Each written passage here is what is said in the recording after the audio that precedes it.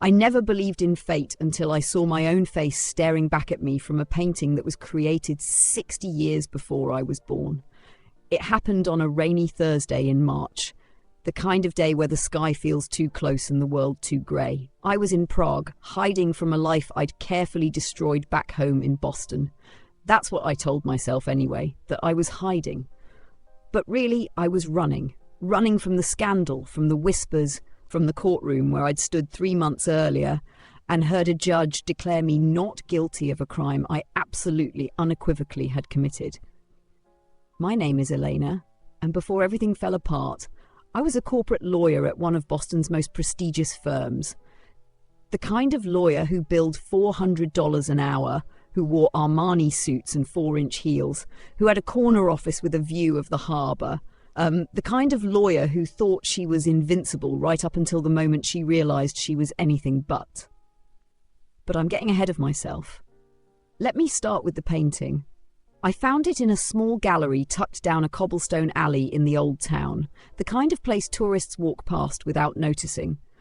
I'd been wandering aimlessly for hours trying to outpace my thoughts when the rain started coming down harder. The gallery was the nearest shelter, so I ducked inside, shaking water from my hair, not expecting anything more than a dry place to stand for a few minutes. The gallery was cramped and poorly lit, filled with landscapes and still lifes that all seemed to depict the same melancholy version of Eastern Europe. Grey skies, crumbling buildings, people with sad eyes. I was about to leave when I saw it, hanging in the back corner, half hidden behind a dusty velvet curtain. It was a portrait of a woman, and the woman was me. Not similar to me, not reminiscent of me. It was me. Same dark hair that fell in waves past my shoulders, same sharp cheekbones and full mouth, same small scar above my right eyebrow from when I'd fallen off my bike at age 7, same mole on my left cheek that I'd always hated until a boyfriend in college told me it looked like Cindy Crawford's. But it wasn't just my face, it was my expression. That particular look I got when I was thinking hard about something, when I was trying to solve a problem I couldn't quite crack. My eyes were distant, looking at something beyond the frame, and there was a sadness there that I recognised because I saw it every morning in my bathroom mirror. I stood frozen, my heart hammering against my ribs, my breath coming shallow and fast. The painting was old. I could tell from the cracked varnish, from the yellowed canvas visible at the edges, from the style, realistic but slightly impressionistic, the kind of technique that had gone out of fashion decades ago.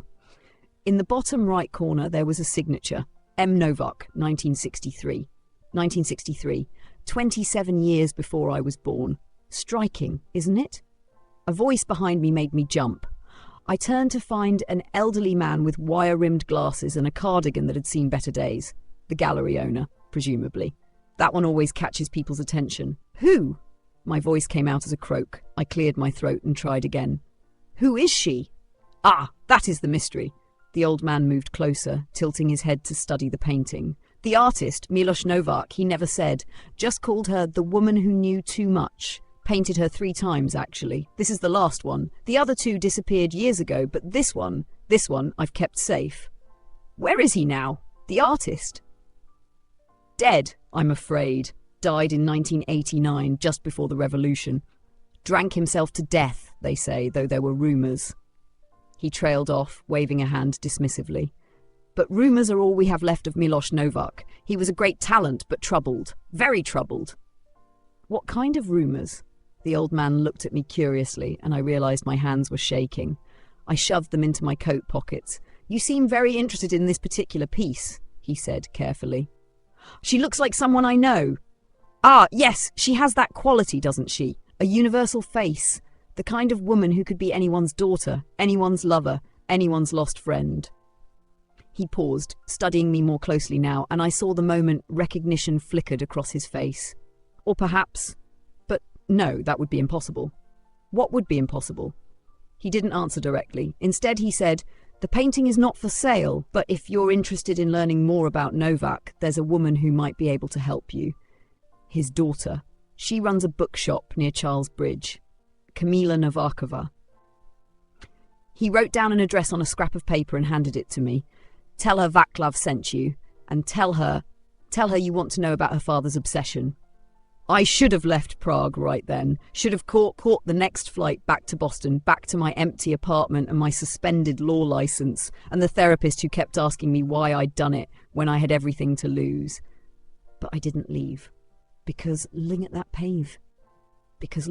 painting felt like looking at a puzzle piece I didn't know was missing from my life.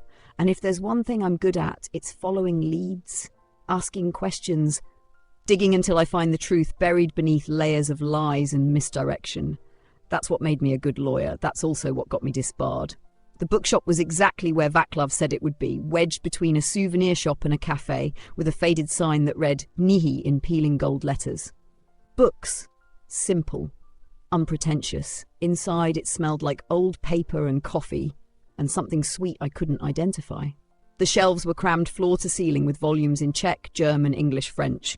Classical music played softly from a radio somewhere in the back. A woman emerged from behind a stack of books, wiping her hands on a cloth. She was in her 60s, grey-haired, with sharp eyes that missed nothing. "Pomok?" she said, then switched to English when she saw me. "Can I help you?" "Are you Kamila Novakova?"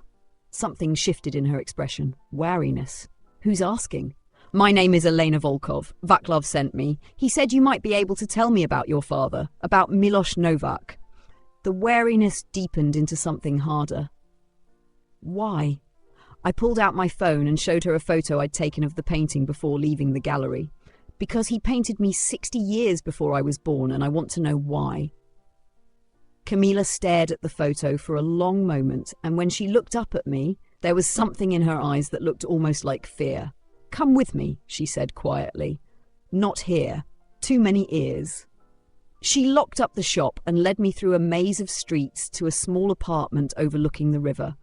The apartment was cluttered but clean, filled with books and photographs and the accumulated memories of a long life. She made tea while I sat on a worn sofa, my mind racing. "Before I tell you anything," Kamila said, setting a cup in front of me, "I need to know something. Are you in trouble?" "What kind of trouble?" "Any kind." I thought about lying. I'd gotten good at lying over the past few months, but something about this woman made me want to tell the truth. "I was accused of embezzling money from my law firm," I said. $4 million over 2 years. I was acquitted because my lawyer was brilliant and the prosecution's case had holes. But I did it. Every penny. I stole it and I got away with it. I expected shock, disgust, judgment. Instead, Kamila nodded slowly as if I'd confirmed something she'd suspected. "And why did you do it?" she asked. "Because..." I stopped, surprised by the question. Everyone else had asked how, but never why. "Because I could. Because I was angry. Because the senior partners at my firm were all men who took credit for my work and paid me less than my male colleagues and passed me over for partnership 3 times. Because I wanted to hurt them the way they'd hurt me. Because I'm not a good person, even though I spent my whole life pretending I was." Kamila sipped her tea. "And now? Are you still angry?" "Now I'm just tired." "Good. Anger I can't work with. But tired is honest." She stood and went to a cabinet, pulling out a large wooden box. Inside were photographs, dozens of them, all black and white, all yellowed with age. "My father," she said, spreading them across the coffee table, "was a brilliant artist. He could have been famous, could have shown in galleries all over Europe. But he was also haunted, obsessed, with her." She pulled out a photograph and handed it to me. It was a picture of a young woman, maybe 25 or 30, standing in front of a building I didn't recognize. She was wearing a dark coat and had one hand raised to shield her eyes from the sun. Her hair was pulled back in a bun, and she was smiling at whoever was behind the camera. And she looked exactly like me. "Who is she?" I whispered. Her name was Mariana Svobodova. She was a secretary at the Ministry of the Interior in Prague in 1962, and she was my father's lover. Kamila pulled out more photographs.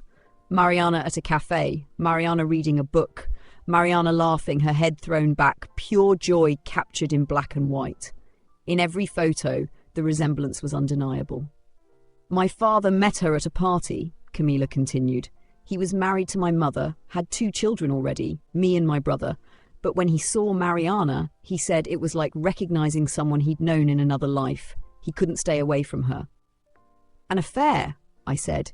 And something twisted in my chest because I'd heard this story before from my own mother about my own father. More than an affair, an obsession. He painted her constantly, drew her, photographed her. My mother found out, of course. Everyone found out. It was the scandal of our neighborhood. But my father didn't care. He said Mariana was his muse, his inspiration, his reason for living. What happened to her? Camila's face darkened. That's where the story gets complicated. In 1963, Mariana disappeared. One day she was there, the next she was gone. No note, no explanation. My father was devastated. He searched for her everywhere, went to her apartment, to her workplace, to her family, but it was like she'd vanished into thin air. Did he ever find her? Not exactly, but 3 weeks after she disappeared, he received a letter, no return address, postmarked from Vienna. It said, "Stop looking for me. I am safe, but I can never come back. What I knew was too dangerous. Forget me. Please forget me." I felt a chill run down my spine. What did she know? That's what my father spent the rest of his life trying to figure out. He became convinced that Mariana had stumbled onto some secret at the ministry, something political, something the government didn't want exposed. This was 1963, the height of communist control, when people disappeared all the time for knowing too much, for saying the wrong thing, for being in the wrong place at the wrong time. And he drove himself mad trying to find out the truth.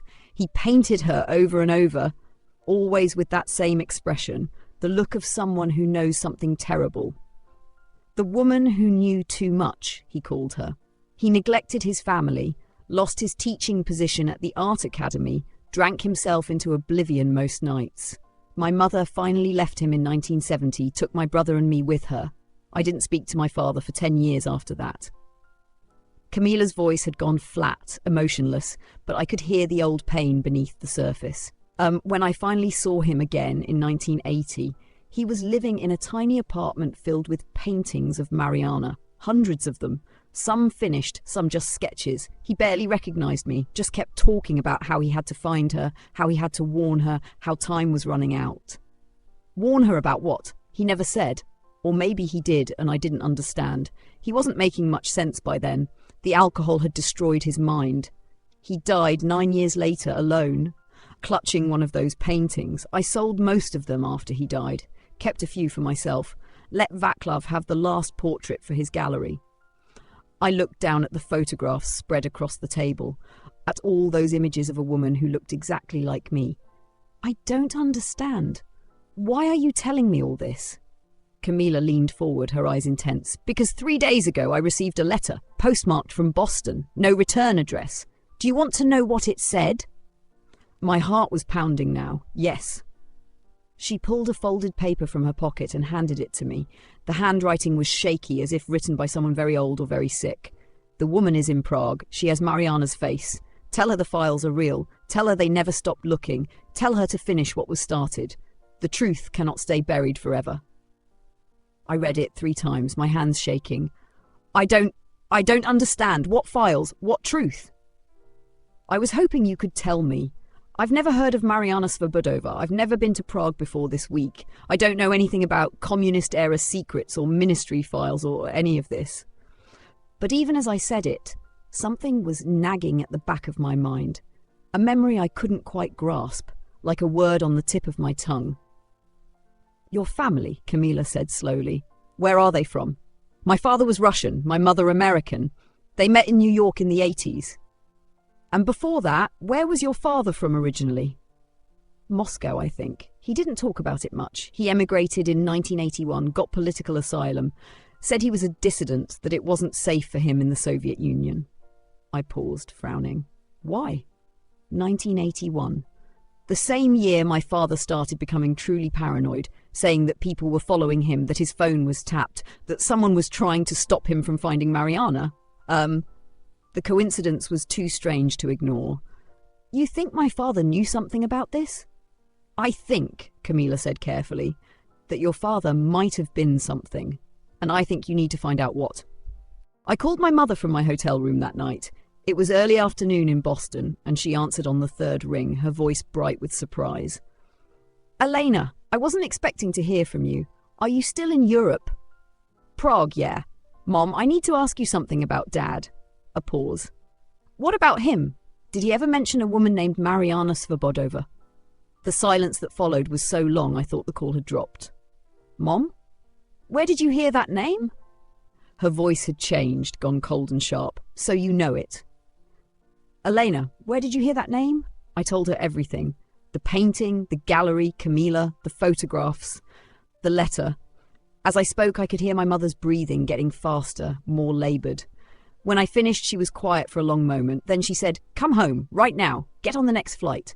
Not until you tell me what's going on. Elena, please." Mom, I saw my face in a painting from 1963. I met a woman whose father went mad searching for someone who looked exactly like me. Someone sent a letter to Prague from Boston saying I need to finish what was started. I deserve to know what this is about.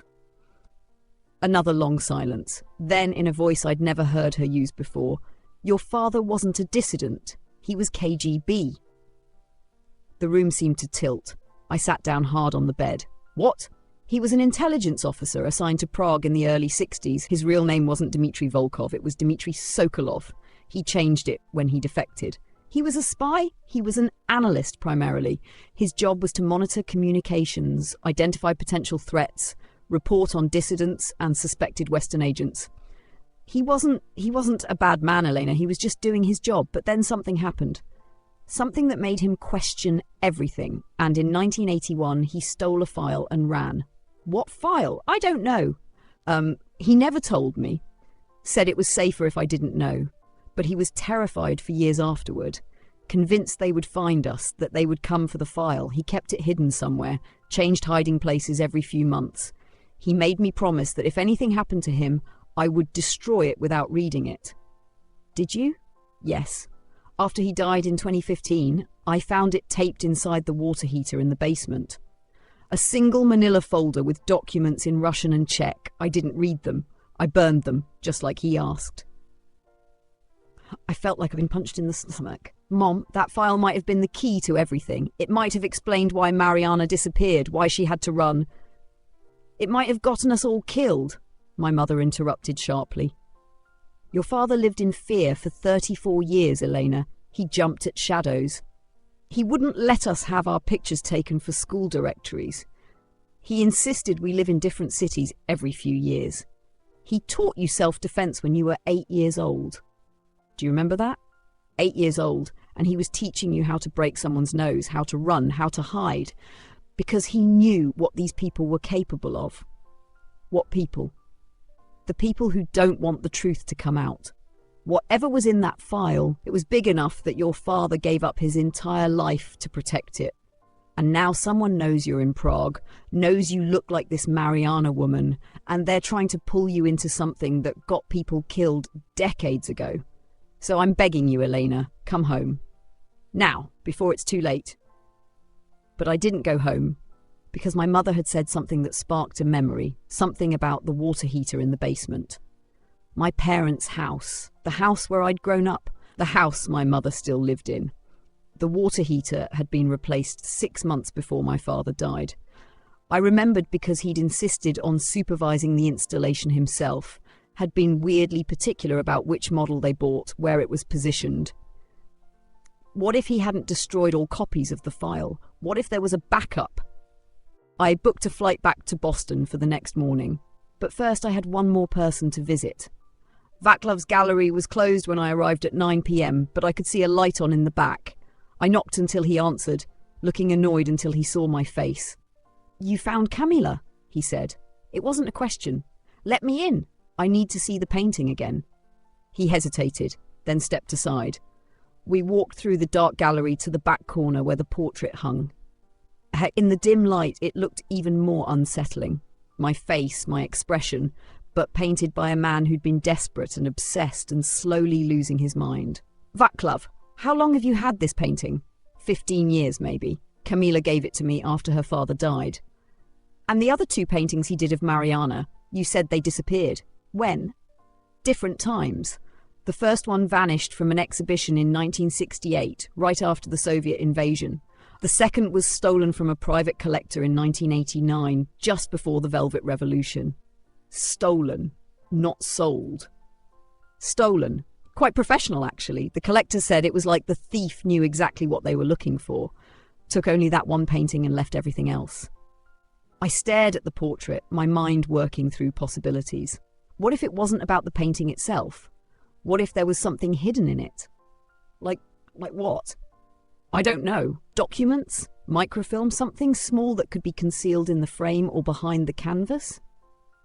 Vaclav looked at me like I was crazy. This isn't a spy novel. No, it's real life, which is somehow more unbelievable. I pulled out my phone and called Camila. She answered on the first ring as if she'd been waiting for my call.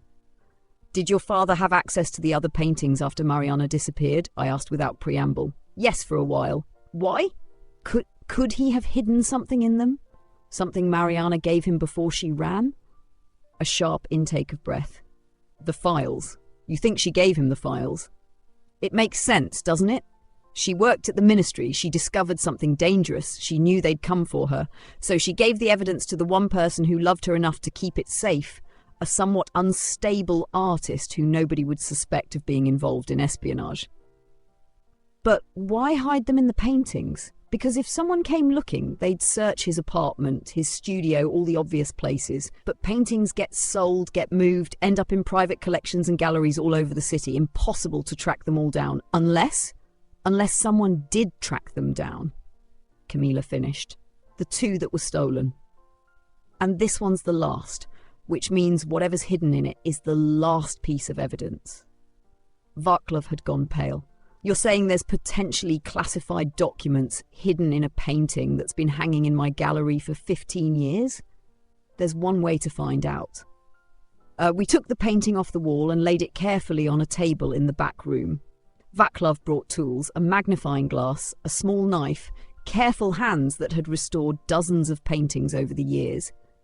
If I'm wrong, I said, and we damage this, then Miloš Novak's last painting is ruined and I'm out several €1,000, Vaclav said.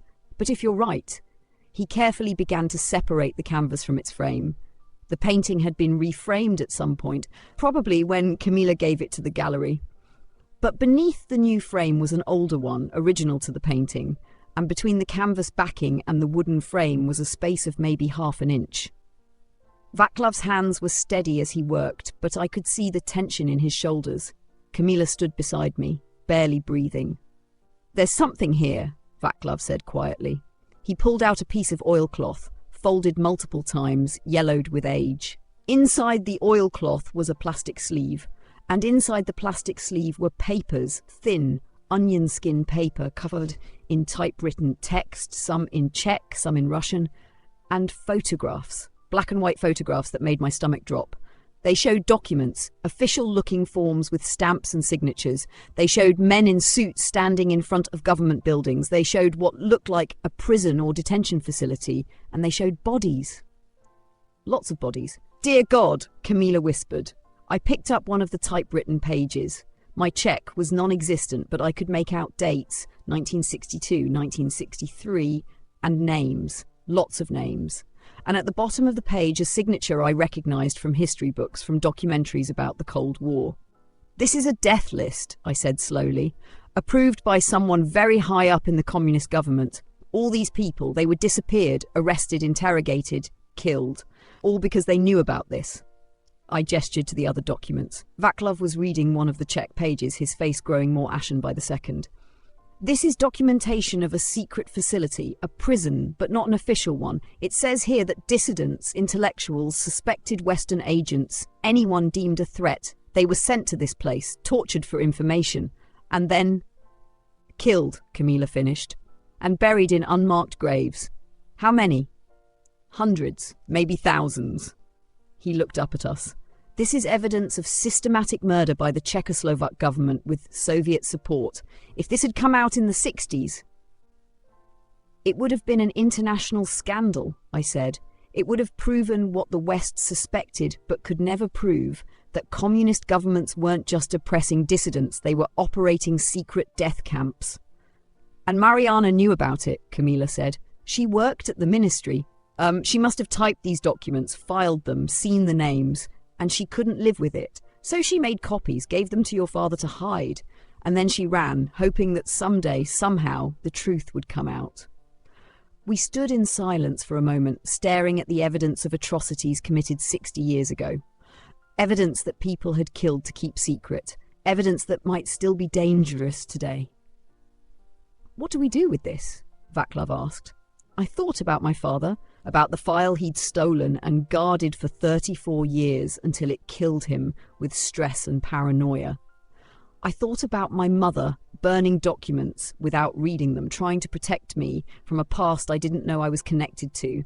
I thought about Mariana Svobodova, a secretary who'd given up her life to preserve the truth. And I thought about myself, a lawyer who'd stolen $4 million and gotten away with it, who'd been running from consequences her entire life.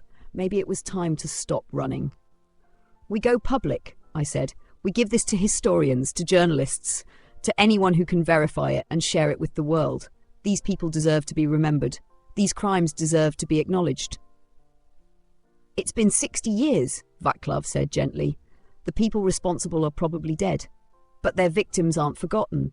Their families deserve to know what happened. And the world deserves to know the truth." Camila was crying quietly, tears streaming down her face. My father spent his whole life trying to find Mariana, trying to understand why she left. And all this time, she'd trusted him with the most important thing she had. She must have loved him very much to give him that burden. "Where is she now?" I asked. "Did she ever come back? Is she still alive?" Camila shook her head. "I don't know. I've looked over the years after my father died when I was trying to understand his obsession, but I never found any trace of her after Vienna. She vanished completely. Or did she?" A thought was forming in my mind, impossible and yet somehow inevitable. "Camila, do you have a photo of Mariana? A close-up?" She pulled out her phone, scrolling through images until she found one. A scan of an old photograph, Mariana's face filling the frame. She held the phone next to my face. The resemblance was uncanny, more than uncanny, identical. "Have you ever done a DNA test?" I asked Camila. "What? No. Why would?" She stopped, understanding dawning. "You think?" I think Mariana didn't just run to Vienna. I think she eventually made it further west. To America, maybe. Where she could disappear completely. Where she could start over with a new name, a new identity. Where she could meet a KGB defector who was also running from the past. "You think Mariana was your grandmother," Vaclav said slowly. "I think it's possible. My father's mother died before I was born. He never talked about her, said she'd died in Russia in the 70s. But what if that was a lie? What if she was Mariana and she'd made him promise to never reveal her real identity?" "That would explain the resemblance," Camila said. "Not just similar genetics, but direct lineage. And it would explain why someone sent that letter to you from Boston. They knew I was here. They knew I looked like Mariana because I am related to Mariana, and they wanted to make sure I found this." "But who sent it?" That was the question that had been bothering me since Camila showed me the letter. Who knew about all of this? Who had been watching me, tracking my movements, waiting for the right moment to pull me into this decades-old conspiracy? My phone rang, unknown number. I answered. "Hello?" The voice was male, older, with a slight Eastern European accent. "I hope you found what you were looking for. Who is this?" Someone who has been waiting a very long time for the truth to come out. Your grandmother was a brave woman. Your father was a brave man, and now it's your turn to be brave. You sent the letter to Camila." "I did. I've been watching your family for years, ever since your father defected, making sure you were safe, making sure the secret stayed hidden until the time was right. And when is the time right? Now. The people who wanted this buried are dead or powerless. The governments that would have killed to keep this secret no longer exist. It's safe now, Elena. It's finally safe to tell the truth. How do I know I can trust you?" A pause. Then, because I was there. In 1963, I was a young officer in the Ministry of the Interior. I saw what they did. I helped Mariana escape to Vienna. I gave your father the file that he later stole and smuggled to America. And I've spent the last 60 years making sure that when the time came, someone in your family would be there to finish what Mariana started. Why didn't you just do it yourself? Because I am a coward, he said simply.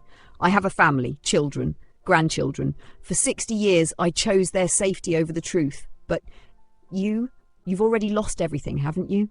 Your career, your reputation, you have nothing left to lose and everything to gain. He was right, I realised. I had nothing. I'd burned my life to the ground 3 months ago when I embezzled that money, when I sat in a courtroom and lied under oath, when I walked free and left behind the wreckage of my integrity. But maybe this was my chance at redemption. Not forgiveness, exactly, but something like it. A chance to do something that mattered, to use my skills as a lawyer for something other than corporate greed and personal revenge. "What's your name?" I asked. "It doesn't matter. What matters is what you do next. And if I do nothing, if I take this evidence and burn it like my mother burned my father's file, then you'll spend the rest of your life wondering what kind of person you really are. And I think you already know the answer to that question, Elena. You're not the kind of person who runs from the truth. You're the kind of person who faces it, even when it costs you everything." The line went dead. We spent the next 3 days documenting everything. We photographed every page, every document, every photograph. We made multiple copies, stored them in different locations. And then I contacted a journalist I knew from my days as a lawyer, someone who specialised in historical investigations, who had the resources and the credibility to verify what we'd found. Her name was Sarah Chen, and when I told her what we had, there was a long silence on the phone. Are you absolutely certain about this?" she asked finally. "Come to Prague and see for yourself." She arrived 2 days later with a translator and a historian who specialised in Cold War Czechoslovakia. It took them a week to verify the documents, to cross-reference names with historical records, to confirm that what we had was authentic. "This is extraordinary," the historian said. He was an old man, probably in his 70s, and his hands shook as he held the papers. "I've been studying this period for 40 years, and I've heard rumours, whispers about facilities like this, but I never had proof. This is proof, Elena. This is evidence of crimes that the world needs to know about."